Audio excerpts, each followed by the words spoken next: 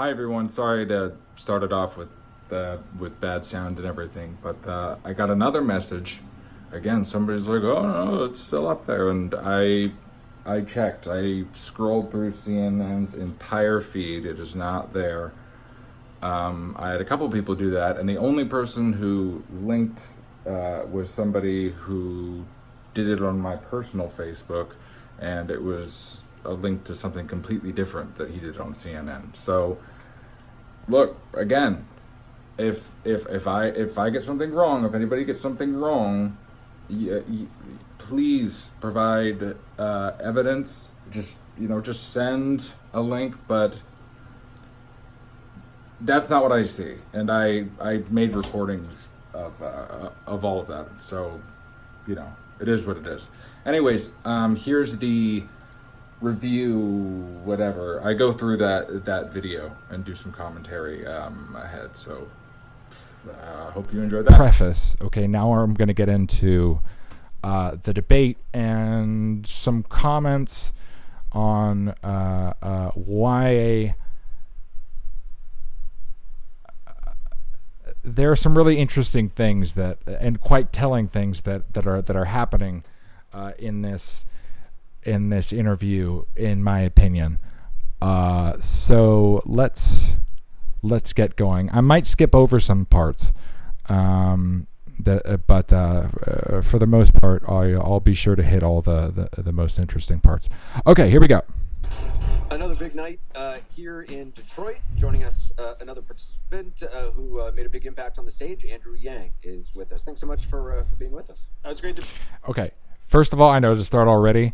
Anderson, it's interesting watching Anderson Cooper, because Anderson Cooper knows, like, whoa, he did it. Like, I mean, you can already see it on his face, or at least that's what I see. How did you feel it went tonight? I felt it went great. It's great to be back here in Detroit. I've spent the last 9 years here as part of Venture for America, and so it feels like a very familiar home for me. And just in terms of, I feel like in the first debate, you didn't get a lot of time. I feel like you got more time, and you certainly made a strong because impression. We made them. A lot of people in the room, and I assume and the viewing audience at home. There was the line you started at. Yeah, at one point you called yourself the opposite of Donald Trump, an Asian man who likes math. Yeah, and math is an acronym. It stands for Make America Think Harder. We have to start actually thinking about the real problems and not lapsing into the fairy tales that unfortunately we're being told by the current president. Well, okay. See, this is really subtle. There's been this attempt to try to, because CNN obviously, or who are not necessarily the people who are on camera. It's not, clearly from this interview, I don't think it's Anderson Cooper. I don't think it's it sure as hell isn't Van Jones.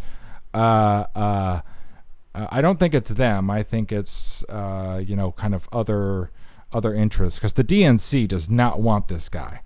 Remember what happened with Bernie last time? So there's this kind of subtle propaganda stuff that they do. First, there's an attempt to tie Yang to white nationalism, which is easy. And then the first thing that they do is put on the chyron below him. This is all very, very subtle, but make no mistake, when you see a pattern, I think it's at least... I don't think it's too much of a stretch to be connecting all of these dots. But an Asian man who likes math. Okay, this is a really clunky attempt, in my opinion, to say to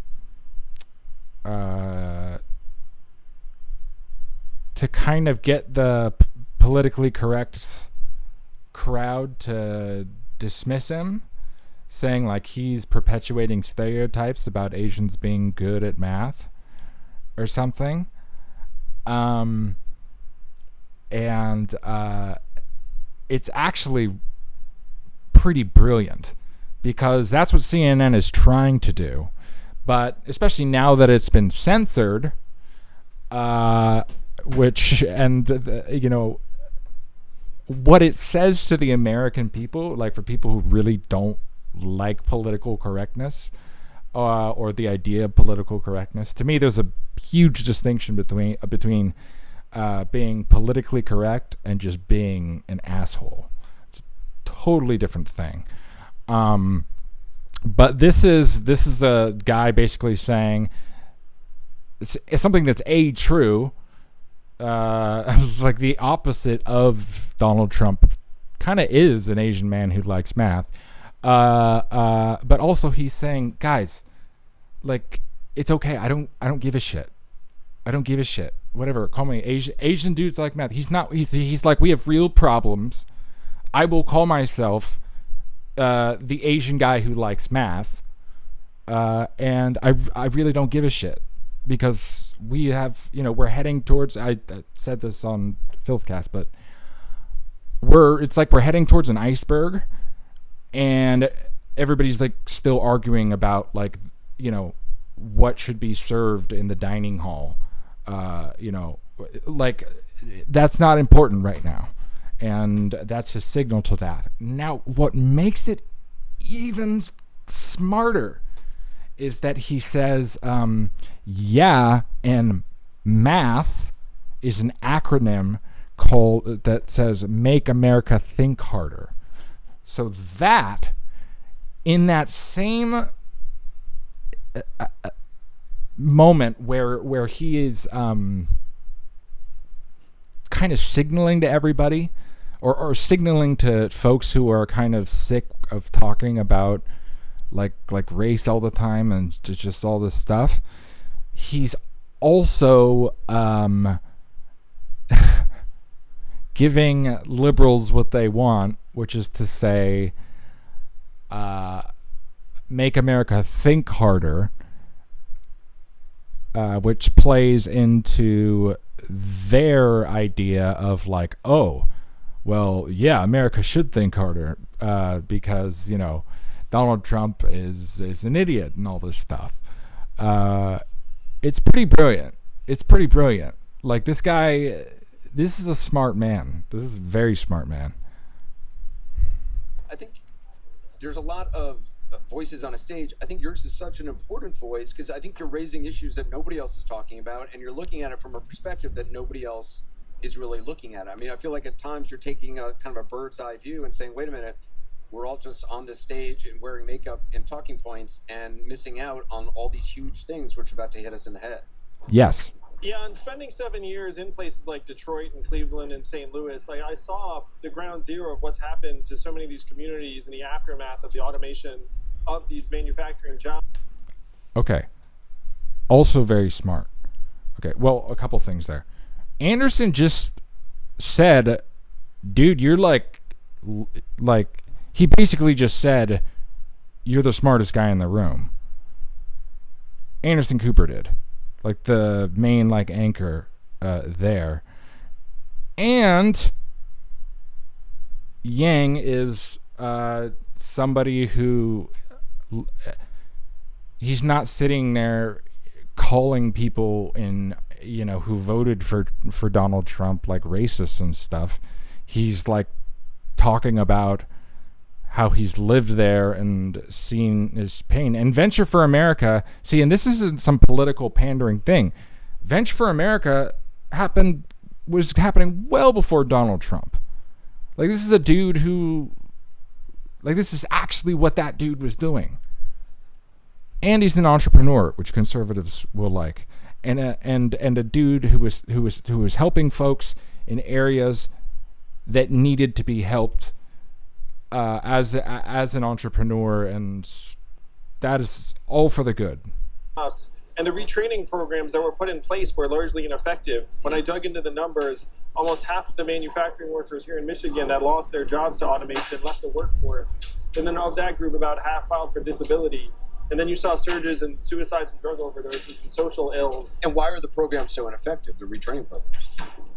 The truth is that human beings are not infinitely malleable or adaptable. I mean, I was at a truck stop in Iowa the other week, and if you tried to sell retraining to that group of truckers, they'd be more likely to punch you in the face than eagerly sign up. Like human beings are just not widgets.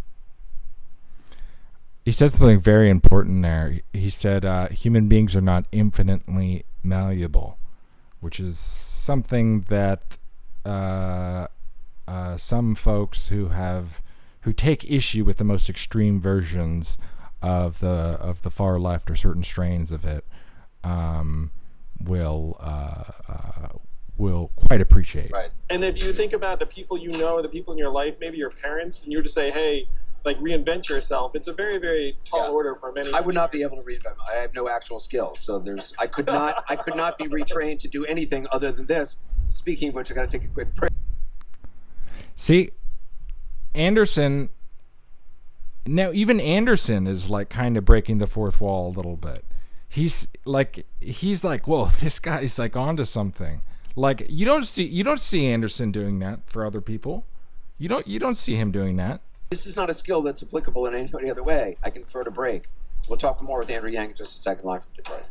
See, I think Anderson comes off really well in this.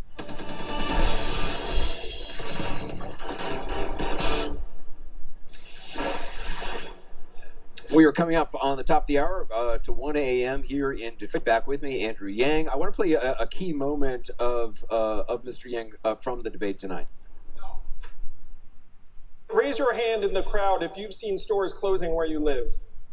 It is not just you. Amazon is closing 30% of America's stores and malls and paying zero in taxes while doing it. We need to do the opposite of much of what we're doing right now, and the opposite of Donald Trump is an Asian man who likes math. So they hit him on that again. You said we need to do the opposite of what we are doing right now. In what way? What do you mean? So Donald Trump came and said, look, there are all these problems in our communities, and so what we need to do is we need to turn the clock back. We need to bring the old jobs back. We need to build a wall. And I'm saying we need to do the opposite of all of these things. We need to turn the clock forward. We need to evolve in the way we see work and value in our society. And we need to stop trying to bring the old jobs back. We have to start putting more value into Americans' hands so that we can start creating the jobs of the future. I thought it was so interesting. You said, and I want to make sure I don't get it wrong, about changing the measurements of the 21st century economy. What you were talking about, sort of how do we treat our kids, what family members who are working inside the home, the value that we place on that, what would that do? I mean, what would be the purpose of that, other than it makes sense and it's rational as a human being, but as an economic. Wait. Let's just go back to why would you do that, other than the fact that it. What does he say? What does he say? Listen to that one more time.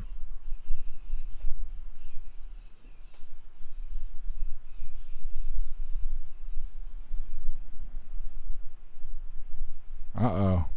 On that, what would that do?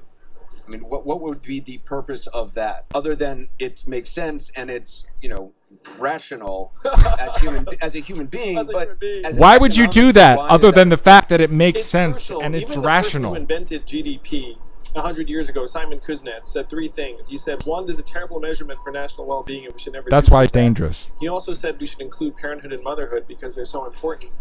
And the third thing he said was that we shouldn't include military defense spending in the calculation because it adds no economic value. Definitely. So, of course, we've ignored all three of those things, and now we're writing GDP off a cliff. GDP's at record highs while our life expectancy is going down.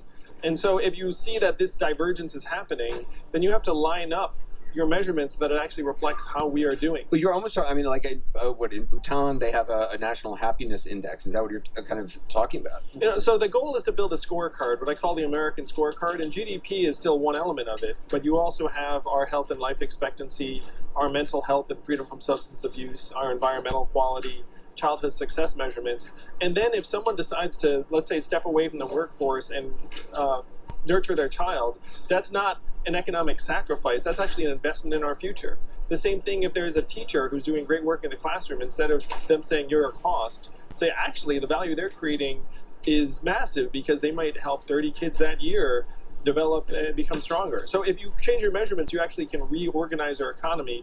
And we have to do that because artificial intelligence coming, that's going to be very, very tough to compete with on the numbers. I was just talking to the Gateses, and one of the things they stress is that the best investment you can possibly make is investing in children and their education, and just in dollar for dollar, it is the best investment anybody can make.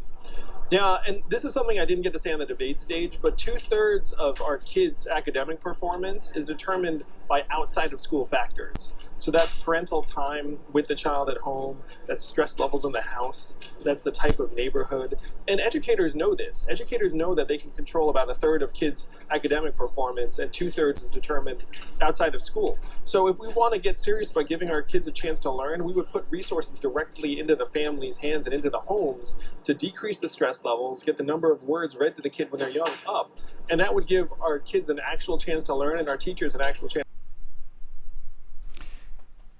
That's big, because conservatives will like that. I mean, that's just true. And it's, people on the left, unfortunately, have a tendency of kind of blaming everything on outside forces, and of course there are always like other forces at play. But this is the reason some conservatives, or one of many reasons some conservatives will like Andrew Yang, is because he's just saying something that is obviously true, that that not enough Democrats say. To educate. Is that why you're talking about giving $1,000? And explain why giving $1,000. Cash to every American. Because if you look at it, we spend by international standards a pretty good amount of money in our schools, and yet we don't see the performance improvements that we want to see. And the reason for that is that we're channeling resources into something that controls 35% of the kids' educational outcomes, and then we're ignoring the 65%, which is, again, parental time, number of words read to the child. Like, you have to get resources into the family to actually change the kids' outcomes in a meaningful way in many, many cases. So, but I think all you're saying is really interesting. If you are president, what does that actually look like? I mean, what then are you actually Going to do? Yeah. All right, so here we go. The great thing is it's going to be very straightforward for me to go down the street to the Bureau of Economic Analysis and say, hey, GDP, very old and archaic, hasn't been updated in decades. So we're going to update it to the American scorecard that includes these other measurements that are incredibly important to us, make a lot of sense to the American people, put more money in the hands of families. But if there's this American scorecard where how you treat your kids and what time you spend with your kids, the educational outcomes of them, how does that impact anybody's life? Behavior in life. Right. As a society writ large. Well, so the first thing is at the State of the Union every year, I would actually report on how we're doing by the real measurements. I'd be the first president to use a PowerPoint deck and say, look, here are the actual measurements for how our kids are doing, how our environment is developing, how our mental health is. And then you can actually invest and try and make resources. The trick, Anderson, is to try to tie corporate incentives to these measurements. So that right now, if you're a big company... Bingo. And that's the thing that one of the things that's one of the most important things. Corporate incentives right now, no matter who you are, if like you have to, like it is your obligation. It is like the law that if you own a company that is publicly traded, that you have to do what you can, everything or whatever you can to make sure there's a return on investment. And that eventually leads, as many people on the left are well aware, and speak of often, that corporations behave, start to become pathological essentially at a certain point, because they have to be.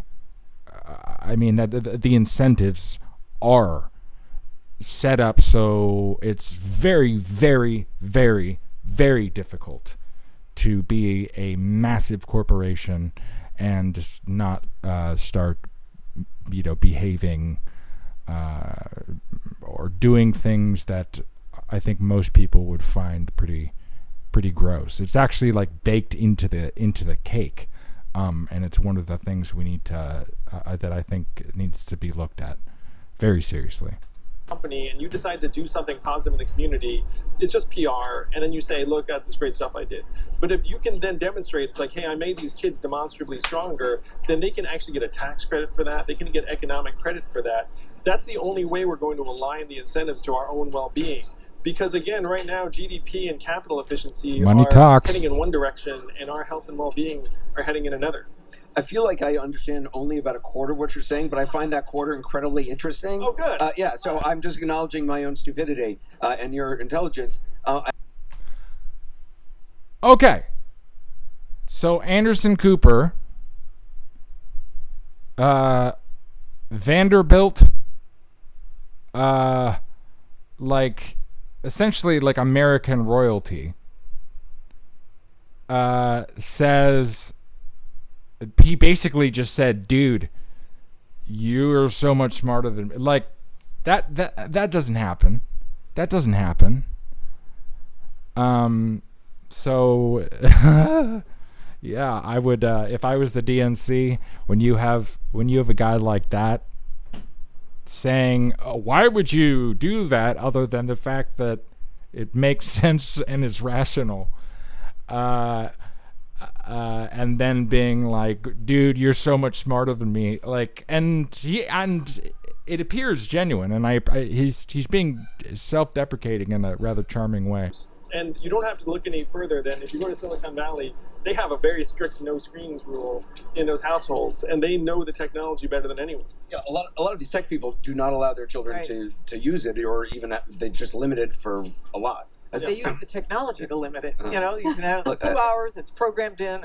Yeah, so we need to try and get our arms around that technology application so that our kids aren't just getting addicted to these slot machines.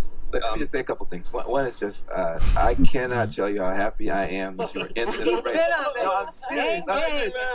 And the reason for He that has been talking about you. listen, the reason for that is two things, and they're important things. One is, in a crisis, if you get the right answer to the wrong question, you still die.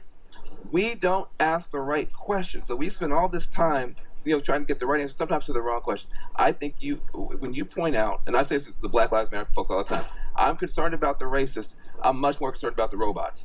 The robots are going to do much more damage to your community than the racists on any given Sunday, and we're not focused on it. So you bringing this out into the mainstream and making it part of the conversation is so important. I got to get that in. Thank you very much. Thank you, brother. I appreciate you. We got to wrap it there. Mr. Yang, thank you very much. Appreciate it. Thank Good talking you guys to you. More to come. Okay, so Van Jones, I quite like Van Jones. He describes himself as being, to the left of Pluto or something. Like he considers I think he almost at one point considered himself like a communist, which is interesting. But the guy spoke at CPAC, he went in there and he went to all these states, and his thing, the messy truth on CNN. If you're a conservative oriented person, you're somebody who leans right or what have you. Van Jones, he gets it. He gets it too. I don't know. I think he sees. I think both these guys have the right idea, and I think this is how most people think. We're worried about. We're having these our buttons pushed. The most sensitive. Issues kind of. Weaponized in order to cynically for political gain, and it's becoming more and more obvious to people. So when a guy like Van Jones, for example, comes out and Donald Trump was like, hey, I'm up for prison reform, a lot of people were like, don't do it, Donald Trump, he's evil. But Van Jones is like, no, I don't care, this is I think this is the right thing to do. So he did it. And he took flack for it, but it said a lot about his character. and it said a lot about his character that he went and spoke at CPAC, and I don't know. That dude puts his money where his mouth is. I disagree with him on many things. I am very much in support of an organization that he works with called Reform for America, I believe. It's about criminal justice reform. Anyways, that is that interview, and gosh, who knows how long this is. But anyways, I have a feeling that this is only the beginning, folks. It's gonna get really messy. Really, really messy. So please, if any of your friends, I'm like people who are checked out politically, which is actually which makes sense in some ways, because it often is just a waste of time. Nothing ever really changes. But right now, we have this new power. The Ring of Power has been forged, okay? And all of us gotta, be some fucking hobbits and shit, and make sure that that the Ring of Power is thrown into the whatever Mount Doom, whatever the hell. Because the kind of power that the tech companies and the government and the intelligence community is going to have is going to be enormous, and it will be necessary, just because of it. Just will be necessary that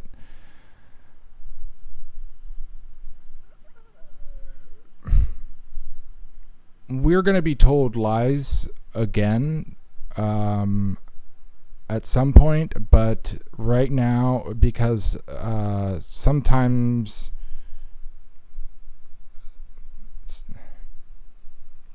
there's a time for everything, and I think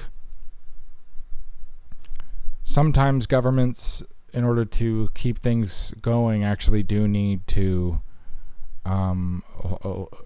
tell some lies to maintain stability and maintain order. That is a thing, because citizens don't know everything that their governments are doing, and there's probably reasons that they shouldn't know.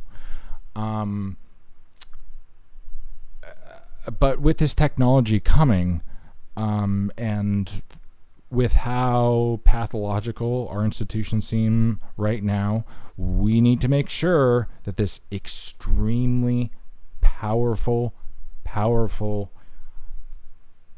technology is that it, no one has a monopoly on it. So we have to keep our eyes open and all of that. And I've gone on enough already, so I will see you all later. Yang Gang.